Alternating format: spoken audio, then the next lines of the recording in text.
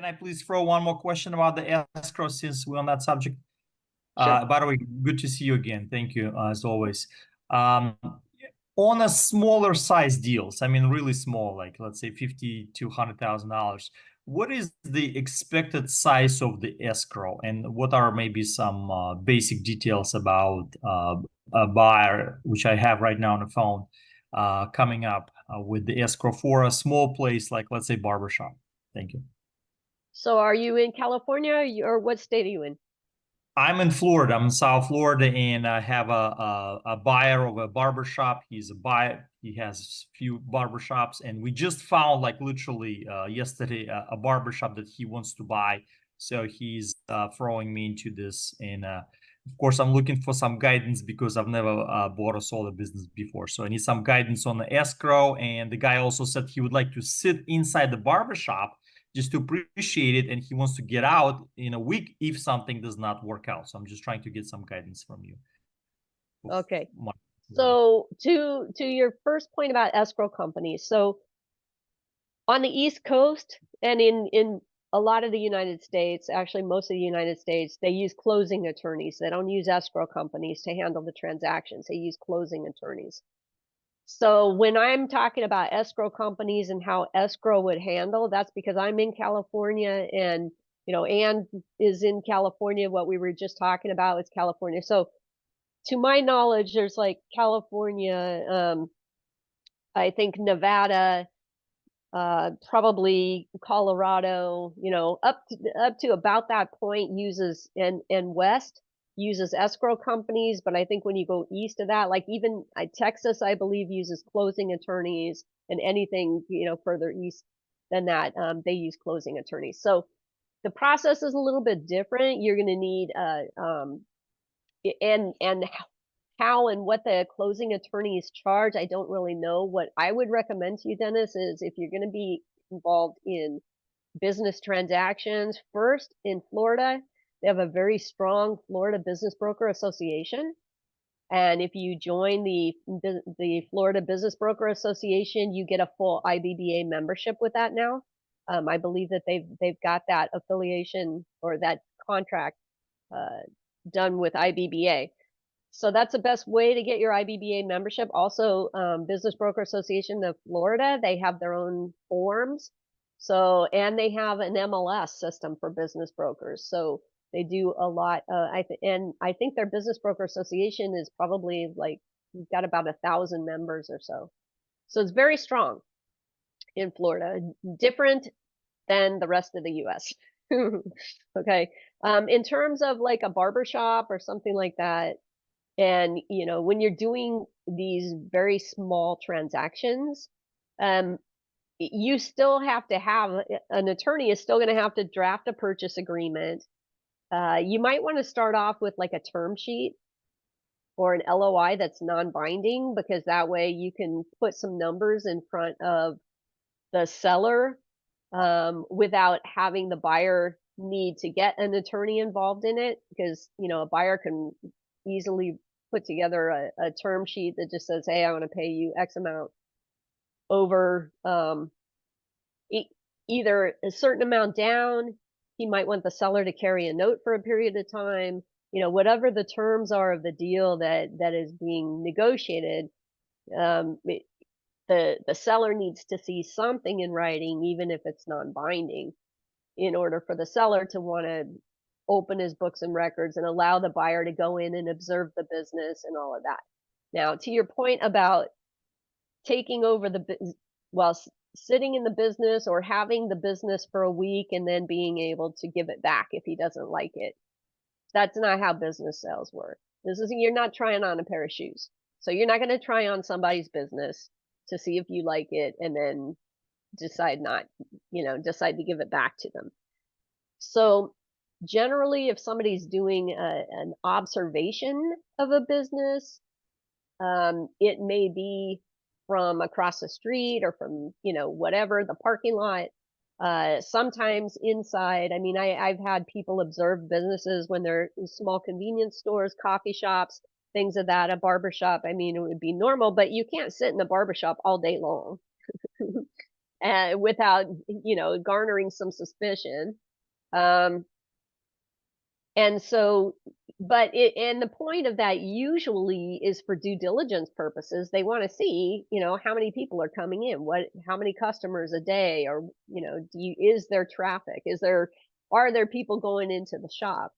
So that they can kind of try to match that up, because oftentimes with some of these small businesses, the financials are sketchy at best. So when you don't have good financial data on paper, then the only thing you can do is try and observe the business for a period of time.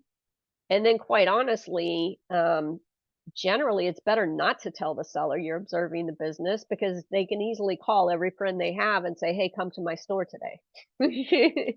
So you don't want that either. So it's better for the buyer to just show up across the street or down the street or in the parking lot, and or whatever, and monitor who's coming and going out of that business for over a period of a couple of hours on one day, and maybe the next day or a couple days later go back for another few hours, but don't tell the seller, because you don't want the seller to be able to manipulate the data, right? If you had good data, you wouldn't have to observe. So the fact is, you already have somebody who uh, is manipulating data. We'll just put it that way. Does that Got it. make sense, Dennis? Yes, it does. Thank you so much for Okay. explaining. But is there any way, if let's say something within the due diligence, within, let's say, first week, what I would, in a real estate, I would call inspection period. What if he inspects something about the business that he does not like? Should we specify that in the letter of an LOI, or what options should we put in to get out after we put a down payment in?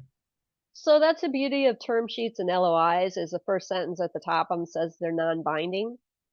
And so the whole purpose of them is to basically give the seller something that says, look, if the business is what I expect it to be, or what you've advertised it to be, then I'm going to be willing to enter into a purchase agreement on these terms. But there's no definitive purchase agreement yet. So the buyer's not obligating themselves to actually purchase it. What they are obligating themselves to do is basically start a due diligence process, where if they find something that doesn't match up with what the seller has represented, then they can very easily just say, hey, I can't, either I don't want to proceed, in which case they can walk away, because again, it's non-binding, or they can say, I'm willing to move forward with a purchase agreement, but because I uncovered these things or discovered these things during my due diligence, I don't think the business is worth what I originally offered in the LOI or the term sheet. I'm willing to give you X amount instead. And and so you're still negotiating a purchase agreement at that point. But the buyer is not obligated to sign a purchase agreement. They're not obligated to continue with the purchase, particularly if they find something disturbing or inconsistent during due diligence. Does that make sense? Yes, it does. Thank you, Tanya. Thank you. Okay. Yeah, and that's part of the reason too. So assuming that everything looks good and the buyer, is okay and wants to move forward with a purchase agreement, that's where he'd go to the attorney and say, okay, here's my term sheet or the LOI that the seller agreed to, these basic terms. So put together a purchase agreement for me that is consistent with these basic terms, and any changes that were necessary based on the findings during due diligence.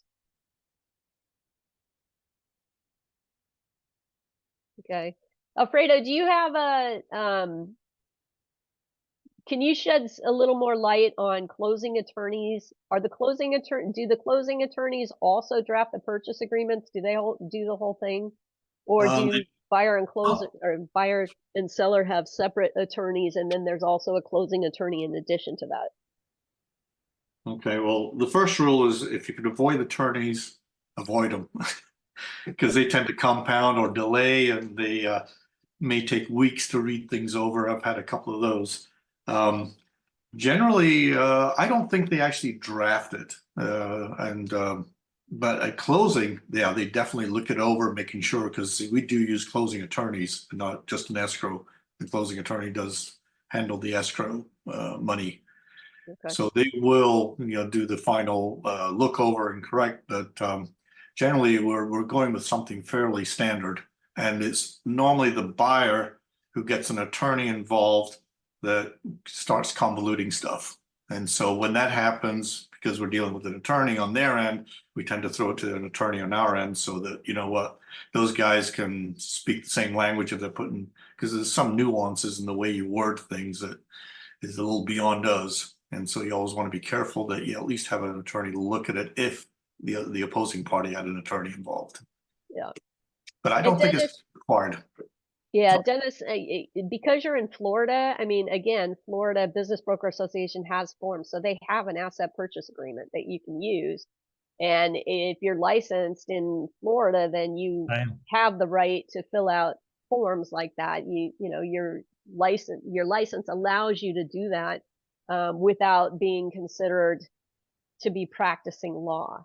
There are, like in Texas is a non-licensed state, so in Texas, and there are other there are 17 states that require a real estate license to sell business, but in the rest of them, they're non-licensed states. So you have to be careful about doing purchase agreements. You can do LOIs and term sheets because they're non-binding, but when it gets to the purchase agreement, it's a binding agreement and an attorney needs to do it.